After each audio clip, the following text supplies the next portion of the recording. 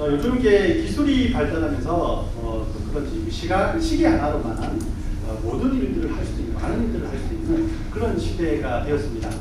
지난해 저희 생일에 우리 가족들이 저에게 스마트 시계를 이렇게 사줬고 많은 기능이 있습니다만은 그럼에도 불구하고 저는 두 가지 정도의 기능밖에 쓰지 않는 것 같습니다. 하나는 시계가 제 핸드폰과 연동이 되어 있어서 핸드폰이 어디 있는지 알기 위해서 이렇게 누르면 소리가 막 나요. 그래서 시계가 이렇게 소리가 어디에 나는지 찾아가 보면 나도 모르게 놔둔 핸드폰을 찾을 수가 있습니다. 자, 이 두 번째 기능은 수면 기능인데요. 시계를 끼고 잠을 자게 되면 다음날 내가 얼마나 잠을 잘 잤고 얼마나 깊이 잤는지를 알 수가 있습니다. 나는 편안하게 잠을 잤는데 일어나 보니까 저 깊은 잠을 잔 시간이 얼마 되지 않아요. 그러면 또 굉장히 오래 잤는데도 불구하고 피곤해 보이고 반대 기능도 개척이죠. 그래서 난 굉장히 우리가 이런 기계들을 통해서 정말 우리의 그런 우리의 그런 건강을 굉장히 체크를 많이 할 수가 있을 것 같습니다. 제가 이 스마트 워치를 자랑하려고 이런 말씀을 드리는 것이 아니라, 이제 하루를 살아갈 때마다 얼마나 잠을 잤고, 또 얼마나 걸음을 많이 걸었고, 또 얼마나 많은 에너지를 소비했는지를 확인할 수 있고, 또 그런 삶을 살아야 하는 시대를 우리가 살고 있다는 것을 여러분들에게 말씀드리고 싶기 때문입니다. 1시간 정도 앉아있으면, 시계에서 1시간 앉았으니까 이제 일어서서 10분 동안에 돌아다니십시오라고 알람을 저에게 주는 이 시대의 문명의 일을 보면서 우리의 육체에 대한 시간은 아주 민감하게 우리가 체크를 잘하고 살아가는데, 과연 우리의 영적인 부분에 쓰는 시간도 체크를 하며 잘 살아가고 있는가를 반성하게 되었습니다. 그래서 제가 이 자료를 찾아보니까 이런 자료가 있더라고요. 이 그리스도인의 대부분은 깨어있는 시간이 기껏해야 1%를 공예배에 쓴다라고 하는 거예요. 여기서 공예배라는 것은 주안의 교회로 말하면은 주일 예배라고 할 수가 있는 거거든요. 계산법은 이렇습니다. 매일 밤 우리가 약 7시간을 잔다고 예상을 하고요. 우리가 참석하는 주일 예배가 우리가 뭐 한 60분, 1시간 정도 되지 않습니까? 그러니까 깨어있는, 일주일간 깨어있는 시간은 120시간이니까 우리가 예배를 위해서 쓰는 1시간은 대략 우리의 삶 가운데 1%밖에 안 된다는 것입니다. 우리가 깨어있는 이 시간인 1%만 매주 교회에서 드리는 예배에 사용한다는 사실을 생각해 볼 때 저도 깜짝 놀랐게 되고요. 여러분들 역시 예상 외다라는 생각을 할 겁니다. 1%라는 그런 비율들을 생각해 보는 것은 물론 잠을 자는 시간을 뺀 시간에서 이런 퍼센트가 나온다는 것이죠. 이 한 주간 우리들의 남은 시간을 그럼 우리는 한 주간 무엇을 하며 지냈던가? 또 그래서 제가 자료를 찾아보니까 2020년을 기준으로 해서 거의 8시간을 뉴미디어나 기성 미디어를 보며 시간을 보낸다는 그런 통계치가 있습니다. 유튜브를 보거나 드라마를 보거나 뉴스를 보거나 영화를 보면서 생활을 한다는 것이죠. 어떤 분들은 운동도 하고 맛있는 걸 먹으러 갈 수도 있겠죠. 그러니까 또 더 나가서 8시간, 다른 8시간은 풀타임을 기준으로 해서 직장 생활을 한다면 8시간은 직장에서 보낸다고 할 수가 있습니다. 이렇게 생각할 때 우리가 교회에서 드리는 예배 시간은 우리가 깨어있는 시간이 아주 작은 조각에 불과하다는 결론을 내릴 수가 있습니다. 이 시대는 기술의 발전을 통해서 좀 더 편하게 일을 하게 되었고요. 좀 더 그렇게 되면서 좀 더 많은 시간을 우리가 가질 수 있게 되었습니다. 그렇지만 그런 남은 시간들을 급속도로 성장하는 많은 콘텐츠들을 소비하면서 살아가게끔 이 시대가 발전하고 있다는 것입니다. 시간은 많아서 할 일은 많은데 그 중에서 우리가 드리는 공예배의 시간 항상 1%로 동일하다. 하지만 우리의 삶 속에서 작은 부분을 차지하는 이 예배를 우리는 그렇게 하면서 하찮게 봐서는 안 될 거예요. 그렇지 않다고 저와 여러분들은 생각할 것입니다. 왜냐하면 우리에게 예배는 절대적인 요소이고 필요한 요소이기 때문이죠. 그러면 우리가 드리는 주일 예배라고 부르는 이 놀랍고도 작지만 절대적으로 중요한 1%에 대해서 우리는 무엇을 기억해야 할까? 전 여러분들에게 오늘 두 가지를 말씀드리고 싶습니다. 그 첫 번째는 1%는 매우 작은 시간의 부분임을 우리가 인정하며 살아가야 한다는 것입니다. 이 교회는 하나님의 백성된 성도들이 함께 모이는 모임입니다. 건물이라기보다는 모임 자체를 의미하죠. 그러나 이 모임이 세상의 모임과 다른 것은 바로 우리 모임을 통해서 우리가 하나님 앞에 예배하는 모임이기 때문입니다. 물론 예전부터 우리들이 일주일에 한 번 교회에 와서 이렇게 짧은 시간 예배에 참석하고 집으로 돌아가지는 않았어요. 물론 문명의 이기 때문이겠죠. 그죠? 자동차가 보편화되면서 교회 오는 길이 굉장히 편하고 빨라지게 되면서 그만큼 우리들의 생활이 바빠지게 되고 교회는 그 생활의 일부분으로 빨리 다녀오는 그런 곳으로 생각하게 되었답니다. 제가 어렸을 때만 해도 제가 다니던 교회는 걸어서 30분 정도 걸리는 그런 교회였어요. 물론 버스를 타도 되겠지만은 그 당시에는 버스를 기다리는 시간이 더 오래 걸렸기 때문에 걸어갔었습니다. 정말 집 뒤에 산이 있었는데 그 산을 넘어서 이 지름길로 이렇게 다녔던 생각이 나요. 아직까지 생각나는 것이 성탄절이 되면 주일학교 아이들이 성극을 준비하거나 합창 준비로 저녁 모임이 늦게까지 되어서 늦게 끝날 때가 있지 않습니까? 집으로 돌아오는 길이 산길이었는데 지금 보니까 모두 이렇게 주택지로 변했더라고요. 그래서 그 당시만 해도 주택 단지를 조성하기 위해서 길만 아스팔트로 이렇게 되어 있고요. 그 주위가 전부 다 공터였거든요. 그 길을 오는데 보름달이 동그라미 떠서 가로등도 없는 그 길을 무섭지 않게 왔던 그런 기억들이 항상 교회 가는 길이다라는 것을 생각하면 항상 제 기억 속에 떠오릅니다. 저뿐만 아니라 우리들의 부모님의 세대죠. 또 할아버지 할머님들의 세대에는 이렇게 교회 오는 길이 멀고도 험했습니다. 30분은 기본이고 또 1시간이나 2시간을 걸어서 교회에 갔고 이를 위해서 주일 아침부터 일찍 준비를 했겠죠. 또 우리들의 주일 아침을 준비하는 주일 아침과 별반 다름없는 그런 분주한 그런 하루의 시작이었겠지만 우리와는 조금 다른 모습이었지 않나라는 생각을 합니다. 어제 우리 한글 앞에 하면서 아리라는 노래를 심리도 못 가서 발병 난다 그 대목을 배웠는데 우리 그 옆에 있던 우리 원식 집사님께서 이 심리면은 몇 킬로인가 5km 막 계산을 해서 찾더라고요. 찾으면서 그런 말을 하더라고요. 아 우리 엄마하고 우리 할머니는 예전에 교회를 갈 때 4시간을 걸어서 교회를 갔다고 하더라고요. 올 때 4시간, 갈 때 4시간, 8시간 예배를 위해서 걸어가는 거잖아요. 그만큼 어렵게 교회를 다녔다라고 했는데 오늘 제가 그 설교를 준비하면서 그 말을 들으니까 아 맞다 그렇게 우리가 어렵게 힘들게 예배할 때가 있었다라는 그런 말들을 함께 나누었었습니다. 이 한국교회 보면은 지금도 주일 새벽 예배부터 해서 그죠? 오전 예배를 드리고 주일학교에 봉사를 하고 나면 성가대를 하면서 주일 예배를 드리지 않습니까? 예배가 끝나면은 교회에서 주는 국수나 밥을 먹고 성교회별로 다시 모였다가 저녁 예배를 드리고 집으로 돌아오는 교회가 많이 있습니다. 이런 전통은 아마도 한국 초대교회 때 교회 오기가 너무 힘드니까 주일에 교회 오면 새벽부터 저녁까지 예배 드리고 밥 먹고 교제도 하고 기도도 하고 일주일도 다 하고 나와서 오기 때문에 생겼던 그런 문화가 아닌가라는 생각을 해요. 물론 이 엑스트라로 매일 새벽 기도회가 있고 그렇죠? 또 수요 저녁에는 수요 기도회가 있고 또 금요일에는 철야 기도회가 있다는 것을 말씀드리지 않고 이렇게 여러분께 말씀을 드립니다. 그러나 이 사회는 계속 변화가 되죠. 교회의 본질은 바꾸어서는 안 되겠지만은 이런 변화된 사회와 환경을 통해서 교회도 많이 계속해서 변화되어야 된다고 저는 생각이 됩니다. 예전에는 교통도 불편하고 교회도 주위에 말이 없었기 때문에 어렵게 교회에 갔고 교회에서 많은 활동을 지내고 집으로 돌아왔지만은 현대를 살아가는 그리스도인들에게 이런 상황을 그대로 적용하기에는 환경적으로나 시간적으로나 어려움이 많다는 것이 현실입니다.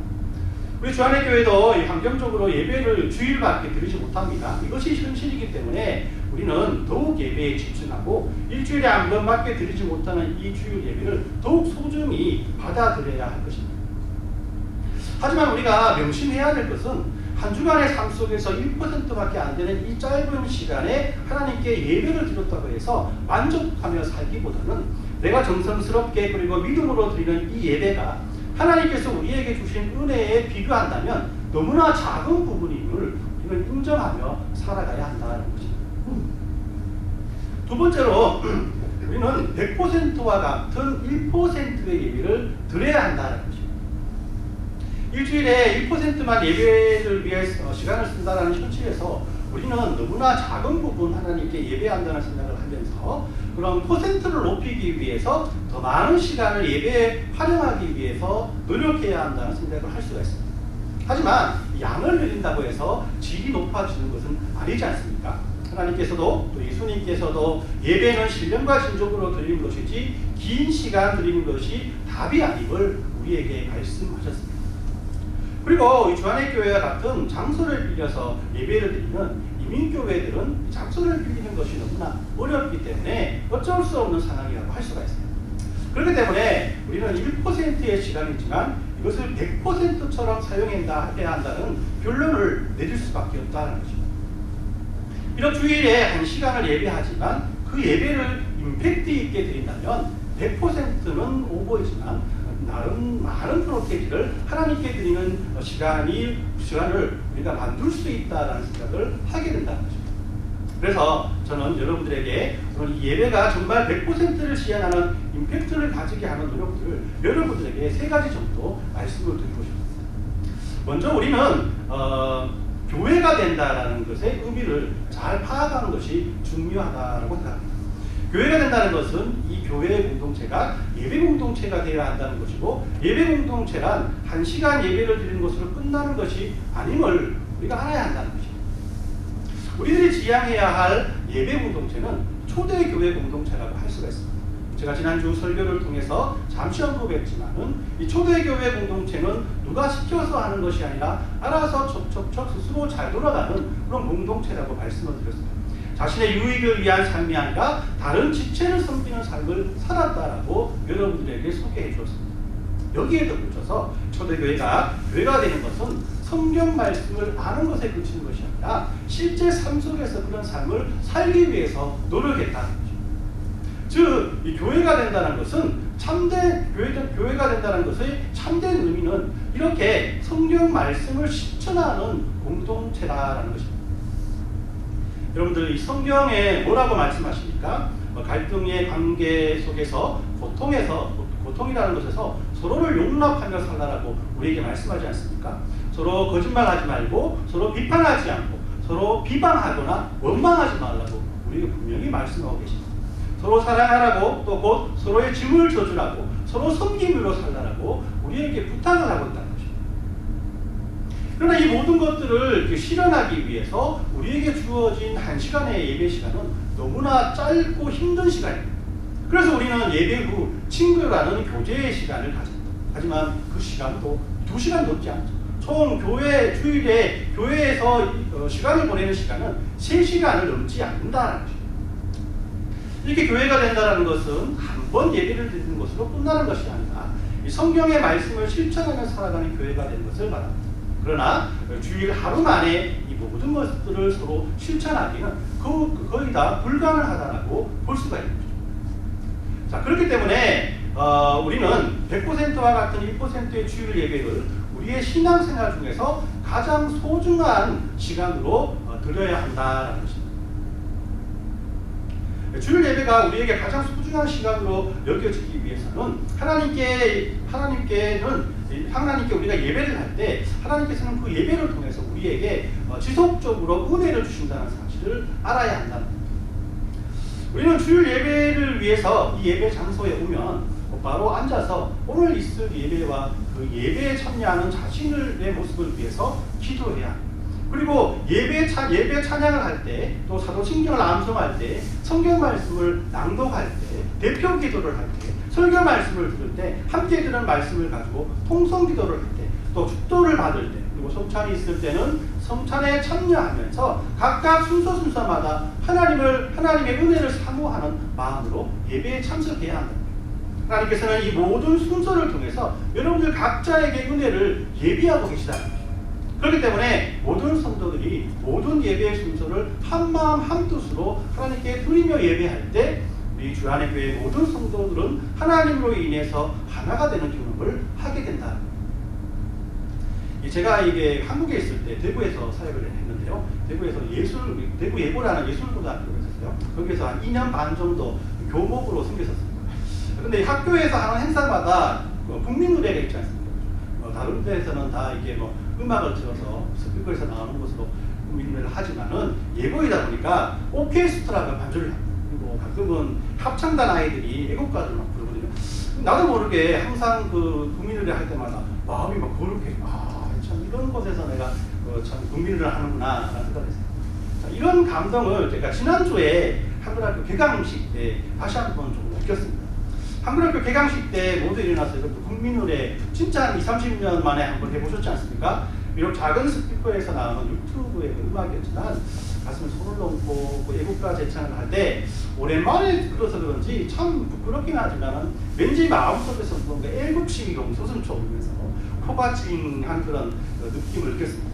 물론 제가 눈물을 많이 흘리는 그런 지금 나이대를 살아가고 있습니다.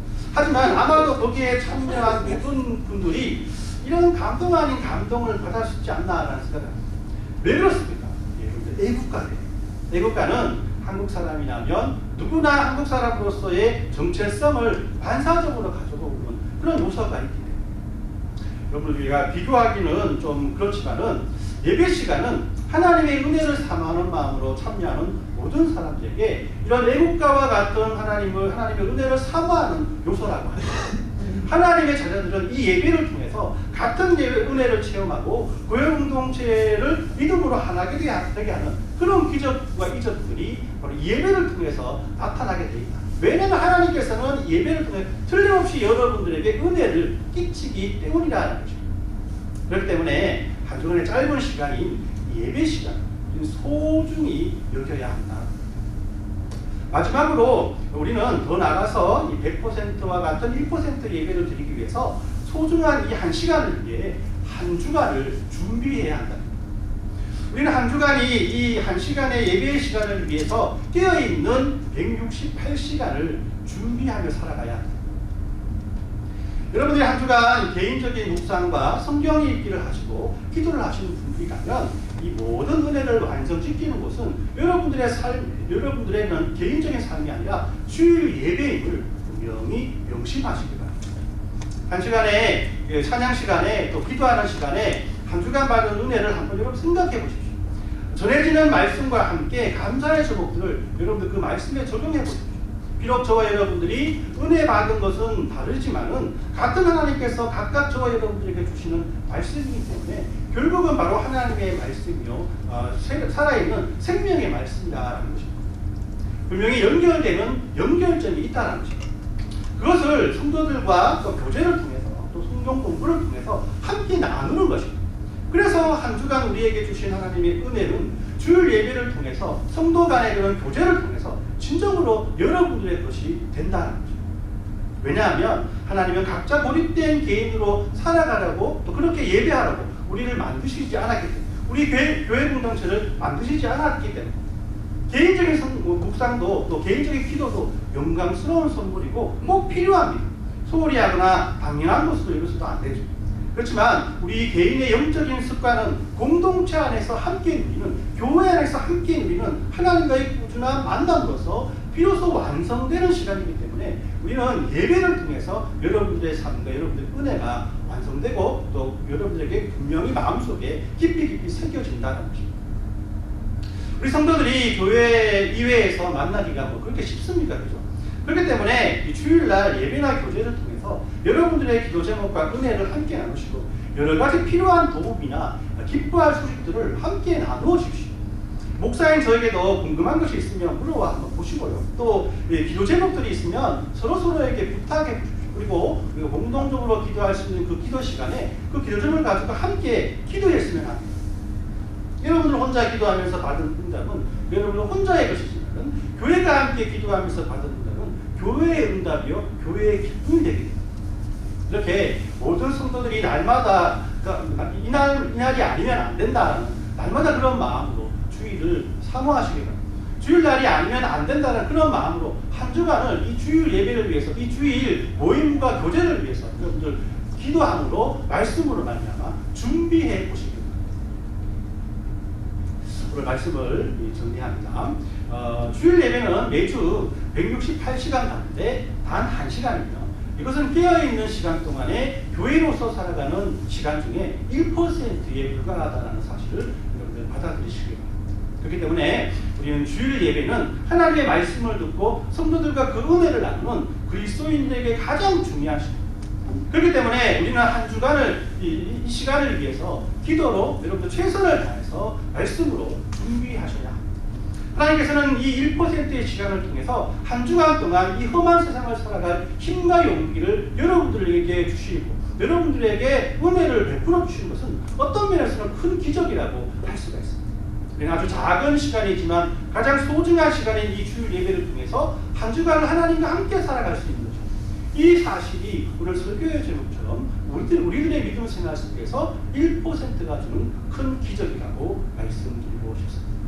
오늘 읽은 시편 84편 1절 2절 말씀을 여러분들에게 다시 한번 읽어드리고요. 함께 읽어볼까요? 시작!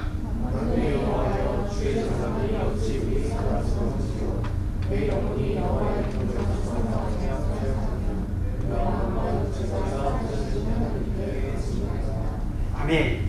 오늘 읽은 시편 84편 1절 2절은 이 시인이 얼마나 예배를 그리워하는지를 우리에게 말씀을 하고 있습니다. 시인은 찬란하게 빛나는 주님의 장막에 너무나 가고 싶어서 얼굴이 창백해지고 죽을 것 같다라고 고백하고 있습니다.